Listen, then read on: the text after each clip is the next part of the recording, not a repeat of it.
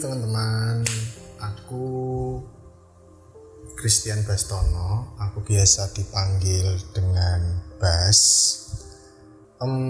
Ini sih kayak share kehidupanku aja sih. Jadi kalau kalian nggak terlalu berminat atau apa, bisa skip video ini. Cuman niatku di sini cuman biar bisa memberkati, dan mungkin dari ceritaku ini bisa memberkati kalian, bisa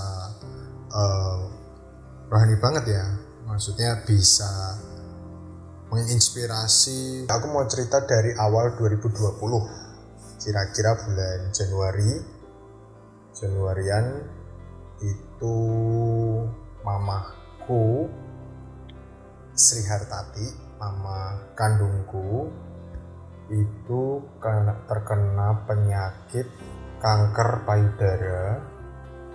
Waktu itu divonis sama dokter sekitar mungkin Februarian, waktu Sincia, pokoknya aku agak lupa, itu tahun 2020.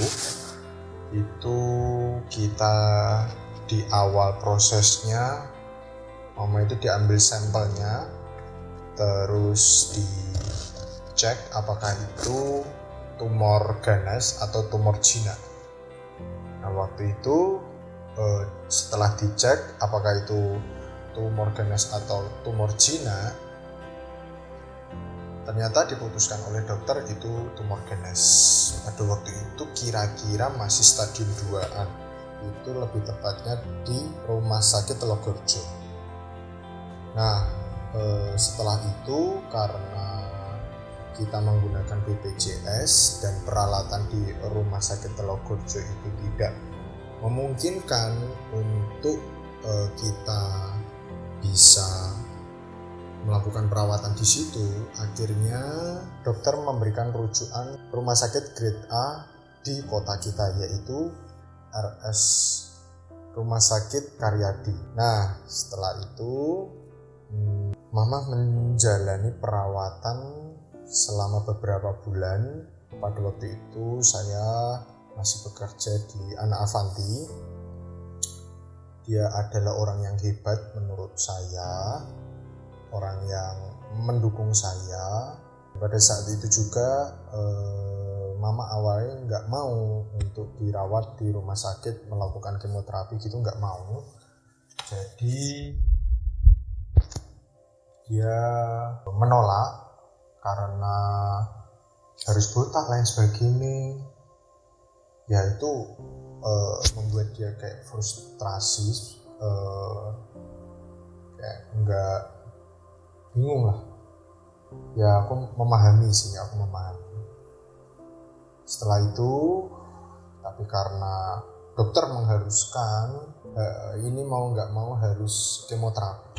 Akhirnya mama mau kan kemoterapi, dan dia menjalani kemoterapi. Dicek lagi perkembangannya bahwa tiba-tiba stadiumnya dia naik ke sekitar stadium 2, stadium 3. Aku ngerti banget kehidupan mama bersama papa. Audionya mungkin agak kurang jelas, tapi saya coba maksimalin menggunakan handphone. Jadi kehidupan papa dan mama, pernikahannya, ngerti itu bukan suatu keluarga yang harmonis, karena aku anaknya yang udah menemani sekitar 20 tahunan kehidupan yang di bawah garis kemiskinan, aku bisa bilang. Karena papa keluar masuk kerjaan, usaha gagal, cuman mama yang menghidupi dengan adanya kos-kosan di rumah, laundry. Dia yang kerja malam, sedangkan papa ya banyak kasus dan lain sebagainya. Aku ngerti pada saat itu mereka bertengkar, dan aku sempat benci banget sama papa itu. Aku merasa wah gila, anjing sih. sensor punya papa kayak gini banget selama hidupnya loh, selama hidupnya. Bayangin selama hidupnya dia keluar masuk kerjaan dan gak pernah lebih dari setahun, bahkan 3 bulan gak pernah. Itu parah sih menurut aku. Wah. Dan pada waktu itu lagi gak harmonis, makanya mama cepat banget naik stadiumnya dari stadium 1 ke stadium 3. Aku juga kerja. Di satu sisi lain karena keluarga juga butuh, karena tidak mencukupi, mama sakit dan lain sebagainya, aku mesti kerja. Setelah stadium 3 itu akhirnya mama sering banget keluar masuk rumah sakit di Karyadi. Nah, keluar masuk Karyadi itu mama kurang lebih 6 bulan, mungkin 5-6 bulan. 5-6 bulan keluar masuk Karyadi. Harus kemoterapi sudah sempat 4-5 kali. Jadi setiap kali kemo, aku yang nemenin mama, kebetulan adikku Andi masih kecil, dan papa cuman sekali atau 2 kali nemenin kemo. Aku nggak ngerti kenapa, aku nggak ngerti. Kadang aku sampai paksa, ayo toh mama, aku kan kerja. Sampai aku sendiri itu off kerjaan selama 1 bulan apa 2 bulan, aku agak lupa untuk nemenin mama kemo. Kadang harus transfusi darah karena dia kehabisan kan, nggak mau makan habis kemo, rambut rontok semua, badan kecil banget. Tapi akhirnya aku secara pribadi terus berjuang. Aku sampai di titik mama itu stadium 4, dan di kanker itu stadium 4 itu berarti stadium akhir. Aku sempat kaget, kok nggak makin nyurut malah makin terus berkembang gitu maksudku. Tapi aku nggak pernah bilang itu ke mama, tuh nggak pernah bilang. Aku selalu bilang ke mama tiap malam. Dia, hal yang paling masih aku ingat tuh kesakitannya dia tuh, dia malam tidur bangun megang tanganku, karena aku kan tidur gini kan. Waktu awal-awal di rumah sakit Karyadi nggak boleh kan, maksudnya tidur di bawah gelar kasur gitu nggak boleh. Jadi aku tidur gini, dia pegang tangan, langsung wah teriak. Terus dia teriak, aku bingung. Wah sakit di bagian payudaranya itu sakit banget. Aku ya bingung. Aduh aku coba panggil suster cuman kasih obat untuk pereda rasa sakit itu. Awal-awal masih oke, tapi lama kelamaan nggak bisa mengatasi rasa sakitnya lagi. Dan sempet di suatu malam, hal yang membuat aku tersentuh sama mama itu,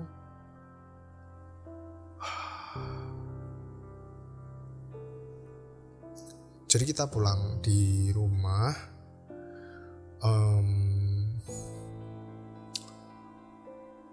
dipulangkan, maksudnya oke, kita jalani rawat jalan. Dokter bilang nanti kalau kemo datang dan lain sebagainya. Malam mama tuh nggak bisa tidur, tapi aku ketiduran. Berarti pagi-paginya aku tuh tahu, aku pegang toh mama, mah, loh kok badanmu panas mah, aku bilang gitu. Loh ini dari kapan? Dari tadi malam kayak gini, kok nggak bangun ketian, aku ngomong gitu kan.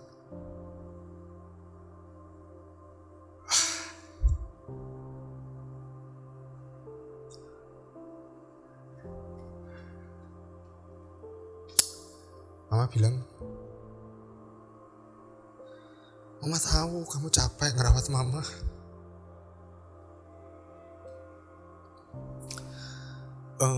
Mama ndak mau bangun soalnya besok kan kamu mesti masak, mesti ngejus ke buah, nyuci baju buat mama. Mama tahu kamu capek, jadi mama gak berani bangun kayak kamu. Dalam hati, waduh, wah. Aku bilang, mah, ya gak apa-apa. Mama mau minta tolong ke siapa lagi kalau bukan aku anaknya. Itu hal-hal yang membuat aku kadang, dia tahan rasa sakit itu sakit banget. Aku ngerti posisi payudara itu panas, dan aku ngerti ketika payudara itu panas itu tuh dalam itu gerak terus dan itu sakit. Aku langsung cepet-cepet minumin obat pereda nyeri yang dari dokter itu kayak apa ya, aku kurang ngerti ya, kayak apa ya, obat itu keras banget gitu. Nah, sampai mama sempat masuk rumah sakit, terus dia ngalami sakit yang begitu menyakitkan lah ya di tubuh dia keluar masuk sekitar 5 sampai 6 bulanan. Setelah itu pada bulan Agustus, lebih tepatnya itu sekitar tanggal 15 Agustus malam, aku pergi sama teman-teman anak Avanti karena udah lama gak kerja. Aku pergi bukan untuk main, bukan, kopi data.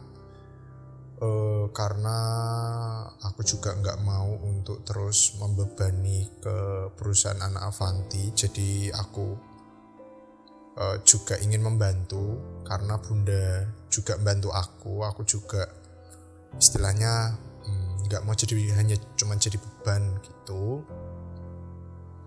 Aku akhirnya kopi data malam itu malam mama udah kayak telepon, kamu tuh jahat sama mama, kamu tuh ninggal ke mama dan lain sebagainya. Wah, ini kenapa kayak gini, padahal gak ada angin, gak ada hujan. Nah terus setelah itu aku coba pulang kan ke rumah sakit lagi. Aku ngerti kita sedikit bertengkar, tapi aku kalau gak salah sempet bawain teh hangat sama nasi warteg di depan rumah sakit gitu. Nah di situ pulang istirahat pagi ini. Oh sebelum aku ke temanku ini untuk kopi data, aku sampein ke mama untuk mau nggak kira-kira mama pulang ke rumah Mbah. Mama nggak mau. Tinggal di rumah kita nggak mau. Dia saking bencinya sama papa, dan mungkin bukan saking bencinya ya, saking nek dan saking takut. Bener, yang lebih tepatnya takut, bukan benci, takut.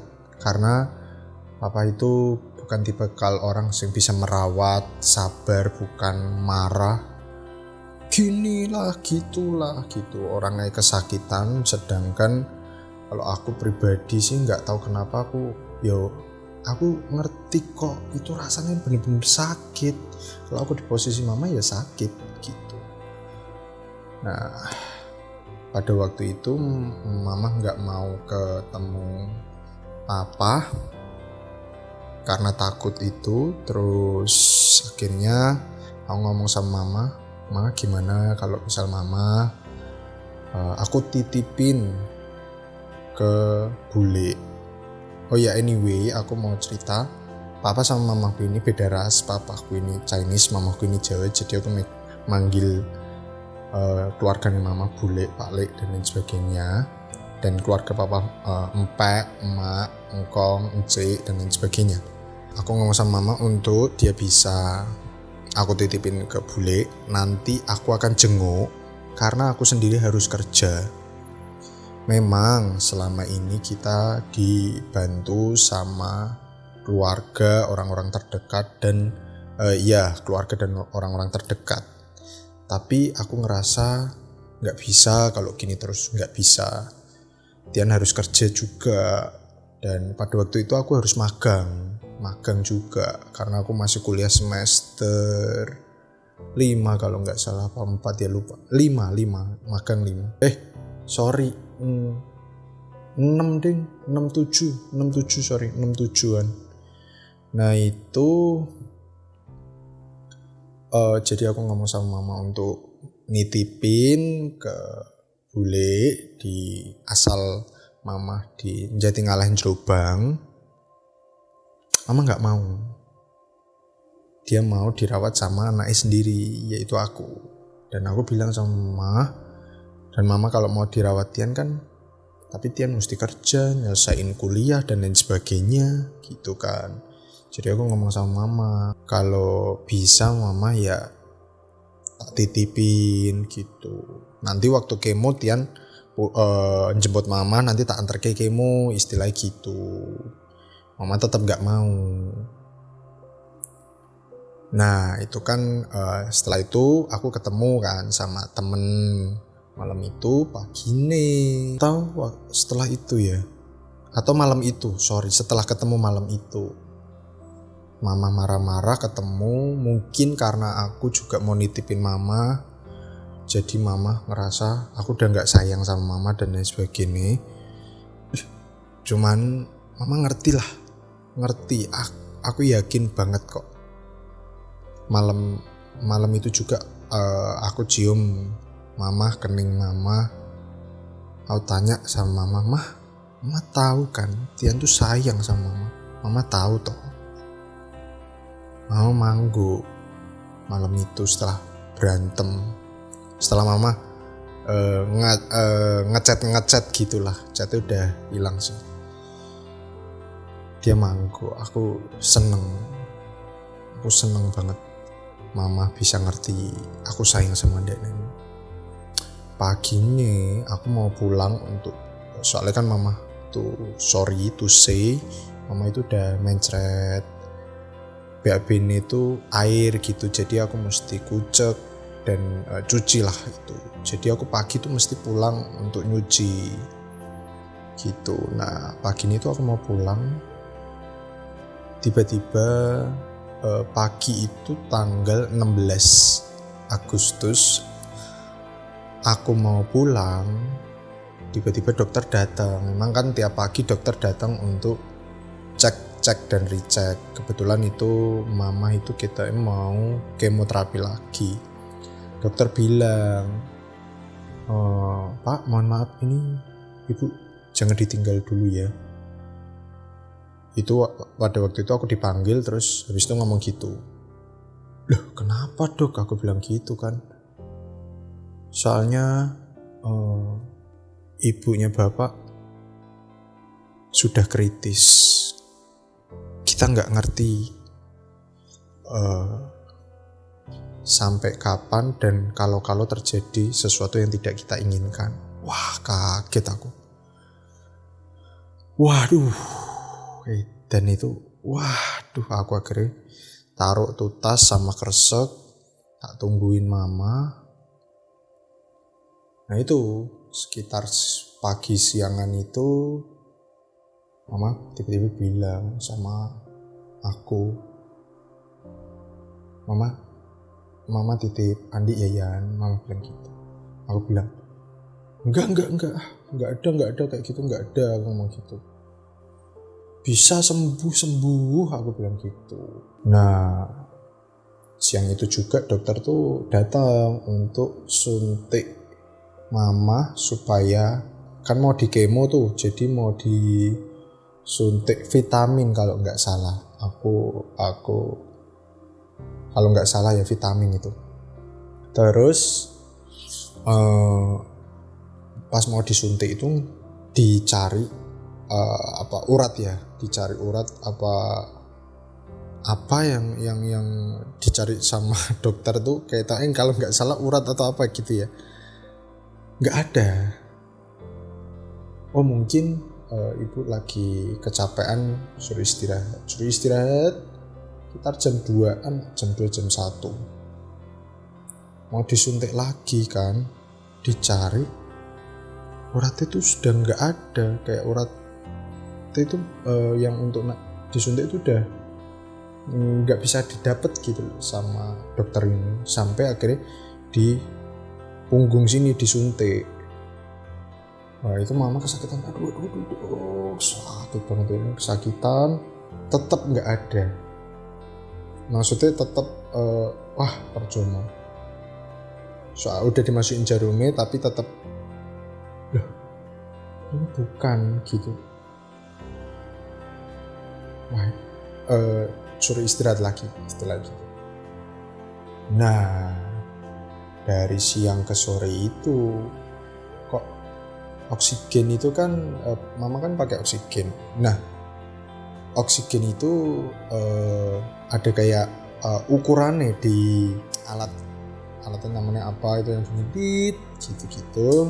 Nah itu terus turun oksigen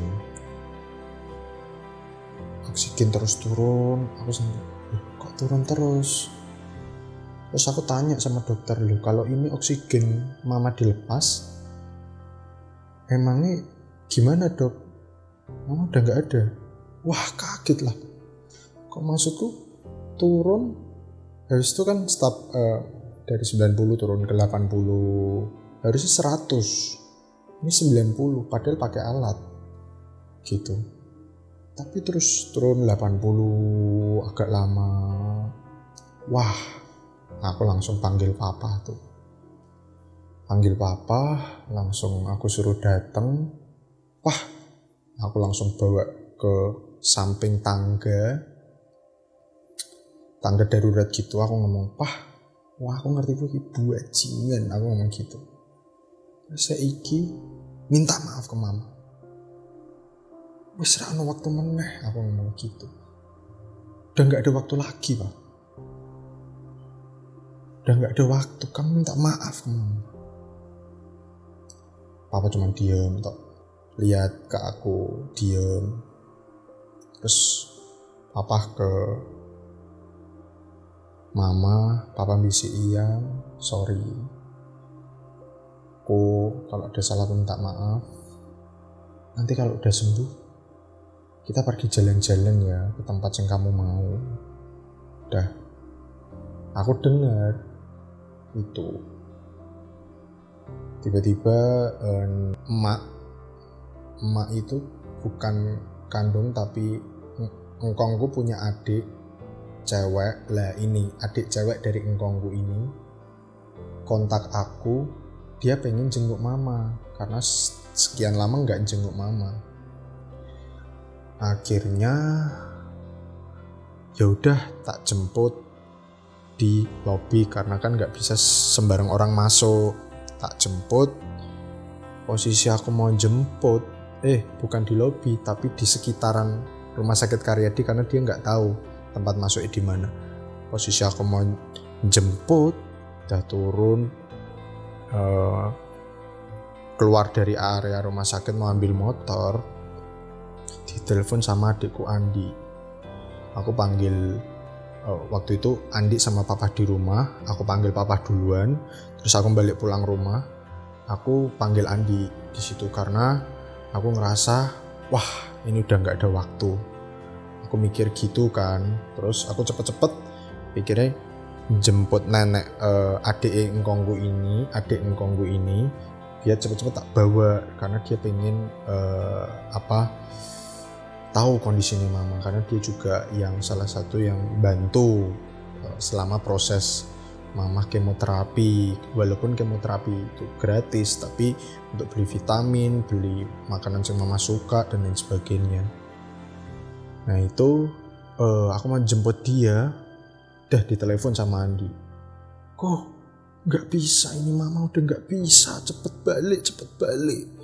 Begitu balik lagi aku ke ruangannya, itu udah ada sekitar mungkin 12 apa 10 suster sama dokter gitu. Yang salah satu dokter itu mompa jantungnya mama, naik ke atas ranjang gitu mompa. Wah gila, dipompa dilepas, dipompa lagi dilepas sampai ganti 2 dokter, Terus aku suruh tanda tangan, ini kalau dilanjutkan mompa tulang parunya ini bisa patah, oke atau enggak. Aku oke dok, lakukan yang terbaik. Pompa. Kira dokternya sampai keringetan, terus lihat dokter yang di atas itu lihat-lihatan sama dokter yang di bawah. Geleng. Waduh, aku gitu. Wah. Itu dunia tuh kayak hancur banget. Waduh, aku nangis. Mama tak peluk. Waduh, kok bisa gak ada? Kok bisa? Waktu itu aku belum lulus, mama pengen anak jadi sarjana gitu. Aku udah optimis mama bisa sembuh, tapi aku ngerti itu sakit banget. Hari itu aku cuma nangis. Piye iki? Karena aku gak nyangka kalau mamaku yang gak ada duluan. Aku selalu mikir itu, papa gak ada duluan.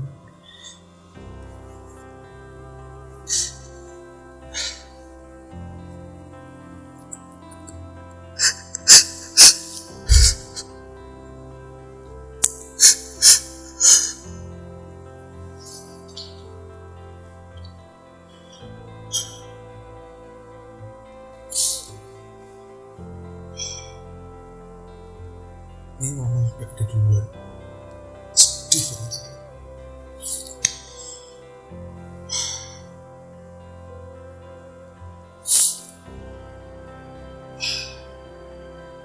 Agustus mama gak ada. 17 Agustus mama dikuburin pas hari kemerdekaan Indonesia. Mama benar-benar merdeka dari sakitnya gitu. Setengah gak terima, tapi setengah daripada mama sakit terus. Itu nyiksa hidupnya banget. Cuma aku menyesal karena aku belum jadi apa-apa. Aku belum lulus kuliah. Aku belum bisa benar-benar bahagia kayak mama gitu. Aku sempat mikir, apa aku salah ya? Ngomong mama mau tak pulangin bukan tak pulangin, tapi tak titipin. Harusnya aku gak ngomong gitu, sampai ada penyesalan sampai begitu kuat banget. Tapi aku ngerti kok.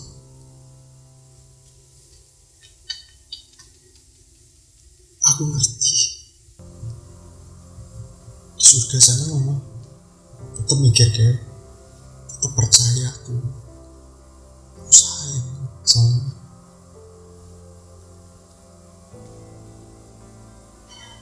Aku ngerti.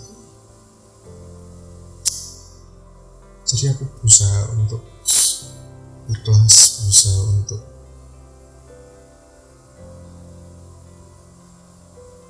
oke, aku harus hidup baik supaya nanti kalau ketemu lagi aku bisa cerita.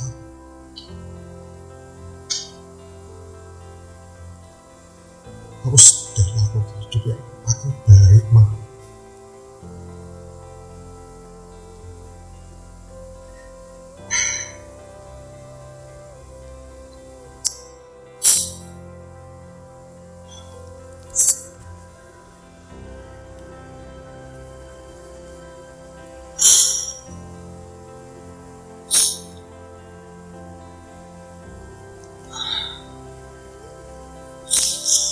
Ya,